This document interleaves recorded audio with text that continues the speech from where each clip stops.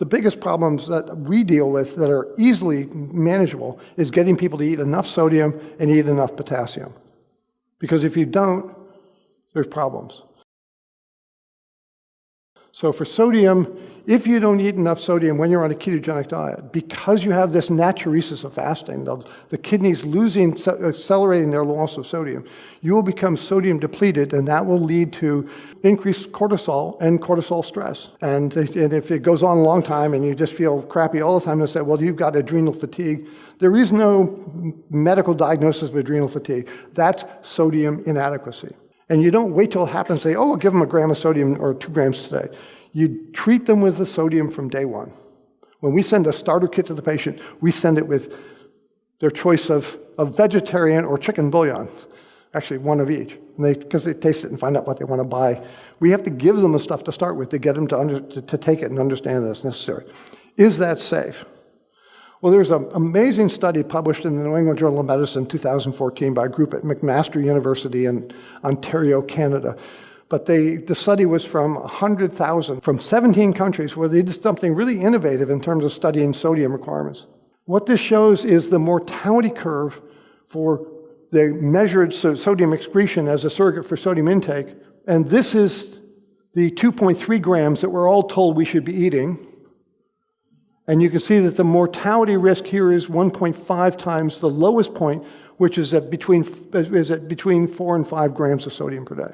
So for healthy populations across 7 different countries is between 4 and 5 grams of sodium per day. And if you eat more than that, you can see the curve as it goes out to the right doesn't go up very fast, but it goes up really fast if you severely restrict sodium. So sodium is absolutely necessary. We see the same kind of things with potassium. And I titled this slide, The Role of Vegetables in Broth. And the reason is that if you're a pure carnivore and you eat 1.5 grams of protein per kilo, which is about 15% of energy intake, you're going to be at about 1 gram of potassium intake per day. If you eat 3 grams per kilo or 30%, you'll be over here. So this idea that you have to eat 30% of your protein will actually give you enough potassium to be reasonably safe. But if you're eating 1.5 grams per kilo, you have to get your potassium from somewhere else. And if you then add homemade broth to this, you can get out to a place where it's very safe. When I used to think that, the value of ketones was it takes fat and process it in the liver and you make fuel for the brain, that was the 1960s thinking. And then what we now know is it's an excellent fuel for the heart. And also, very interestingly, beta-hydroxybutyrate is an extremely effective fuel for the gut. Beta-hydroxybutyrate is a 4-carbon fatty acid with 1 extra oxygen added to it, beta-hydroxybutyrate. A good microbiome, given a good source of fiber, makes something called butyrate. 4 carbons, no extra oxygen. They differ by 1 molecule. Both of them are superb fuels for gut mucosa. They both have anti-inflammatory effects in the gut, although the anti-inflammatory effects of beta-hydroxybutyrate are probably better. So if you're worried about gut health on a pure carnivore diet, if you got ketones of 1.0, don't worry. This looks at the problem of weight rebound in multiple studies. The green line here that goes up to there, that's called the DIRECT study. That was published in The Lancet a couple of years ago. And this is a formula, roughly 850 calorie formula diet to treat people with early stage diabetes. This drop here is 3 to 5 months of drinking a liquid formula. And then when they go back on a healthy diet, their weight starts going up. The purple here is a very low calorie. This study was actually published in the 1990s. They used OptiFast at 500 calories a day for 3 months. Then they took them off the OptiFast and told them to eat a low-calorie diet for a few months. Then they put them back on OptiFast, but you can see great response initially, but the second time they had them drink this 500-calorie-a-day formula, it didn't work.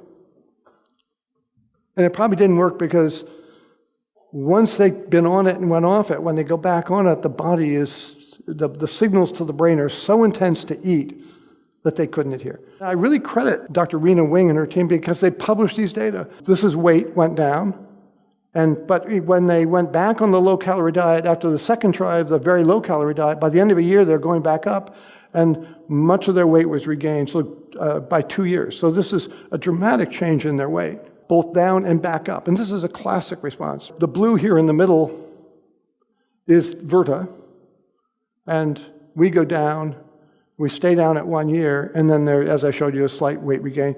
This shows hemoglobin A1C changes. Again, you get a much bigger drop when you're on an extreme diet, but then it goes right back up when you no longer follow the diet. If you have something that can be sustained long-term, you have a much greater likelihood of achieving lasting benefit. These studies include patients with diabetes with gastric bypass or gastric sleeve surgery, plus the Look Ahead study, which was a very intensive lifestyle intervention. And you can see that it's a common observation that everything goes down when you have a very effective treatment, but for most of them, it's going back up. Oh, by the way, this one that's completely flat here, this was the control group for the Look Ahead study where they did no intervention, and no change in their diabetes, and luckily no upward trend. You get a lower slope and better lasting results when you deal with something which is sustainable and planned to be followed long term, and that's what we do with the well-formulated ketogenic diet. What happened to hemoglobin A1C? The blue bar at the bottom is our intervention, the two intervention groups together. The black line at top is the group of patients who were in the usual care. And it's a standard understanding that type 2 diabetes is a chronic progressive disease, and these people, hemoglobin A1C was slowly going up even in the course of 2 years. And it depends on whether you talk about remission. We like to talk about reversal, because remission sounds like you got to a destination, and I like the term reversal because it means you're going back in the right direction towards metabolic health. By reversal means we take them off all their diabetic medicines except metformin. And we had 55% of people at the end of 1 year who had reversed their diabetes by those criteria. This shows medication use. It's kind of complex, but on the far left-hand side is our sulfonylureas and insulin. The sulfonylureas we completely withdrew because they're very dangerous drugs, inducing hypoglycemia. 54% of the patients stopped their insulin. Almost 40% reduced their insulin. Drugs in the middle were drugs that we didn't regard as dangerous and weren't as active in reducing them. And on the far right-hand side, you see metformin. If the people were on metformin and had no side effects from it, we did not stop it. But I think there are ethical issues of stopping a drug that isn't having side effects, that's very cheap, and which has known benefits of preventing progression to diabetes. Because this cohort of people are at very high risk of progressing to type 2 diabetes, so we don't stop it. This is a Eat to Satiety study. It was not a calorie-restricted diet. We weren't focusing on weight loss. But this shows you the weight change for the two cohorts across 2 years. And you can guess that the blue patients are the ones who were on the Virta program. And we had progressive weight loss down to 1 year. We did not see, as a cohort, the group begin to start regaining some weight till about 14 months. So there is some weight regain that we saw in the second year, but it was very modest compared to what one sees in a lifestyle program. But we saw a 12% reduction in 10-year atherosclerosis risk based on a standard predictive equation. One thing that, the blue bars are, anything going up is improvement, reduced risk, anything going down is increased risk. The only blue bar going down, which is our intervention group, was LDL cholesterol. If you look over here on this side, this is the small, dense LDL, the atherogenic LDL. It improved, even though LDL slightly increased. The other thing I'll point out is, with the purple bar over there, that's C-reactive protein. At 3 months, it doesn't go down. And in this study, I won't show you, CRP did not go down in the first 70 days of the study. But at 1 year, we saw a dramatic improvement in CRP, and also an improvement in white blood cell count right next to it, which are both recognized predictors of diabetes risk and heart attack risk. But these are 16 biomarkers of inflammation that we measured at 1 year and 2 years in this population. Here we've got 14 out of 16 going down. And if you're into statistics and you want to say, well, how powerful is that? All 14 of those 16 that we say went down significantly, the p-value was 0.001 or less. And so what we're looking at here is a broad spectrum anti-inflammatory intervention. If you take an anti-inflammatory drug like the modern statins reduce CRP. They'll reduce it about 25%, but it has no effect on other biomarkers of inflammation. It's a single-focused drug. This is a much broader perspective. This is how Verta got started, and the key technology here is you can do this safely in outpatients if you have constant communication and expert physicians and coaches managing that patient. Basically, this is a patient-centric program and a patient-centric app. This is not an app that's designed for billing, and we need to start learning how to do that, but it's really designed with having the coach in the upper right-hand corner and the doctor in the lower right-hand corner interacting with the patients, the patient monitoring data and logging it in through the app and getting access to their data through the app so they see all their data. And the other thing is putting the patient in contact with a peer support group, which augments the coaching process to allow them the comfort and security to know that they're doing the right thing and that other people are dealing with the same problems and communicate among themselves in terms of peer teaching. And these were people with type 2 diabetes. The average duration of their diabetes, which is important, was 8.4 years. It's much easier to reverse or treat or improve diabetes in people early on in their diagnosis, but when they've been at this for an average of 8 years, there's a lot that's been going on in the pancreas. These are tough patients to deal with. They were very obese. They had a BMI of 41.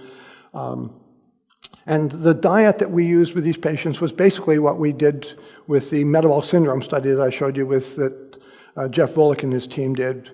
1.5 grams of protein per kilogram reference body weight, again, based on the observations of Stephenson when he was locked up in Bellevue Hospital. Because they were very insulin resistant and type 2 diabetes, we gave them only 30 grams of total carbs per day. And here's the important thing. We had them eat fat to satiety. This is not a calorie-restricted program. We did not count calories. We did not tell them to restrict calories. We told them not to be hungry. Eat to satiety. So we had in-person group training and management and in-person physician monitoring and so on, and the other half got this incipient app that we were developing, and I was sure the app wasn't going to work. We didn't see any difference in the first year between the two. Proved myself wrong. I like doing that because that's how I learn. We've published, these are 6 papers that we had published as of 2 years ago. We have another 3 papers published. If you read any one paper, read our 2-year data from Frontiers of Endocrinology, which shows that the 2-year data from our randomized clinical trial. I'll show you some of these data here. This answers the first question. Can people really stick with this kind of program? We had 83% retention at 1 year and 74% retention at 2 years. So excellent retention. And in the lower right-hand side of this diagram, you can see blood ketones that were being measured every day, reported through the app. And you can see that, again, this is a very insulin-resistant population, and yet the group mean ketone increase was up to 0.8, and they maintained that for the first 3 or 4 months, and they stayed at or above 0.5 out to 8 months. And even at the end of a year, they're about 0.4. So people can follow this diet. They can stay in nutritional ketosis if you give them the right information and adequate support to help them do that. It's tremendous benefit to adherence when people come off of their drugs and their weight goes down, and they're looking at blood sugars that are better than anything they've seen in 8 years. That's remarkable. For a week, he had them eat from a buffet, choose as much food as they wanted to eat from a buffet of very nice, good foods that were rich in carbohydrates and relatively low in fat.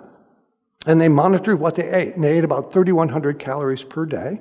Now, these are severely overweight individuals, and they held their weight stable, and they measured their blood glucose, which is shown in the top panel here in the black, and their blood insulin levels, shown here.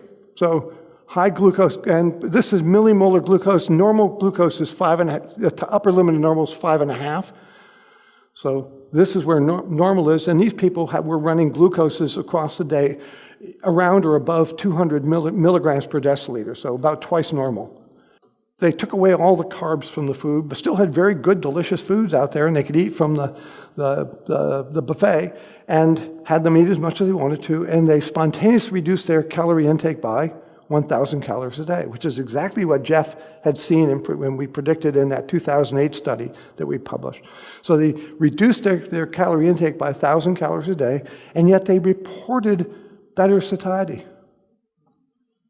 And in 2 weeks, when they went back and did their blood glucoses, and these are blood glucoses done every 2 hours across 24 hours, and looked at their insulin levels, they had a dramatic reduction. And remember, 5.5 is the upper limit of normal.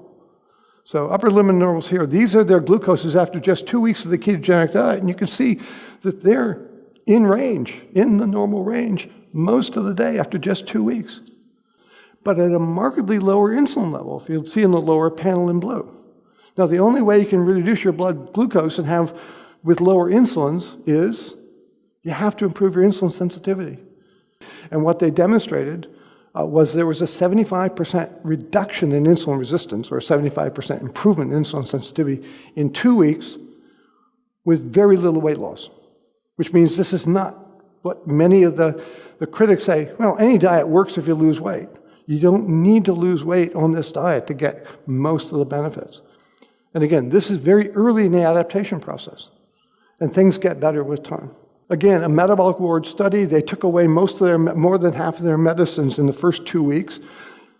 When you initiate this diet in somebody with diabetes or severe hypertension, it's metabolic rock and roll. Things change quickly. On this complex graph, if you look at those factors which are outlined in green, those 4 factors outlined in green are the parameters that define metabolic syndrome. Abdominal fat content by DEXA the loss was significantly greater with the ketogenic diet in red. Triglyceride reductions were dramatically better. Both the other groups were restricting calories, losing weight, so they were getting better. That diet is working to improve their metabolic health, but the ketogenic diet worked better. In terms of HDL cholesterol, there was about a 15% rise in HDL cholesterol with the ketogenic diet. There was no change with the other diet. And we see this over and over again, that we get a significant increase in HDL concurrent with the reduction in triglycerides, and you've heard in previous talks, that's a very powerful predictor of reduced atherogenic risk. And then blood glucose, which wasn't super high in these patients anyway, went down somewhat. Insulin resistance measured by HOMA-IR, we saw a dramatic reduction in insulin resistance in this group, but the most paradoxical findings on the far right outlined in orange, and that's the blood level of saturated fat. Now, we've heard that dietary saturated fat, the evidence now is, and mainstream thinking is, it's not harmful if you eat saturated fat in your diet. But there is strong evidence that says the amount of saturated fat in your blood is a predictor of future diabetes risk, coronary artery disease risk, and mortality. Those on the ketogenic diet had much greater reduction in saturated fat in their blood, but they were eating 3 times as many grams of saturated fat per day. So if you were taught, and if you still believe that you are what you eat, red X. This is not true. You are what you save from what you eat.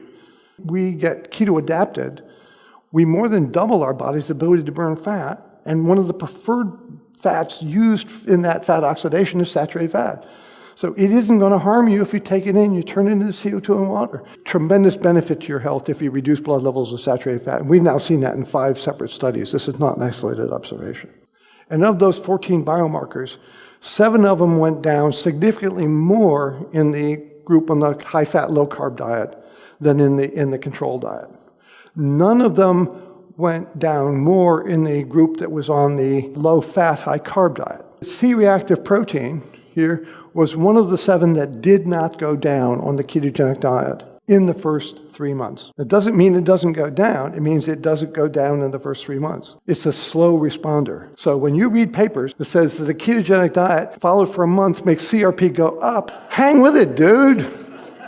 Beta-hydroxybutyrate has a direct effect on the assembly of a genetic regulatory entity called the NLRP3 inflammasome. And this is like a regulating gene expression control that alters multiple downstream genes in the inflammatory cascade. And so this explains the dramatic anti-inflammatory effects that we see once people are effectively keto-adapted. In addition, because the beta-hydroxybutyrate alters the epigenetic effect on histone deacetylases and reduces reactive oxygen species, when you have beta-hydroxybutyrate present, it reduces the impact of reactive oxygen species on membrane polyunsaturated fatty acids, which get turned into pro-inflammatory agents called isoprostanes. Our reactive oxygen species just attack a membrane. There's no enzyme involved. And when it attacks the membranes and damages the polyunsaturated lipid, it produces pro-inflammatory compounds. It gives us a very credible mechanism for why we see dramatic effects on type 2 diabetes when we counsel patients and get them to follow a well-formulated ketogenic diet.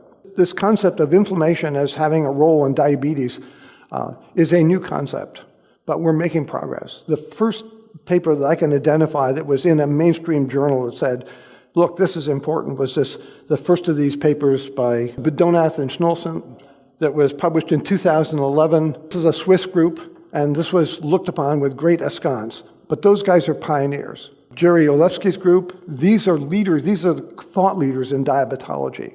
And when they publish a paper in Journal of Clinical Investigation that says inflammatory mechanisms linking obesity and metabolic disease, when the mainstream says, this could be important, and they put it in a top-ranked medical journal, then you know we're making progress.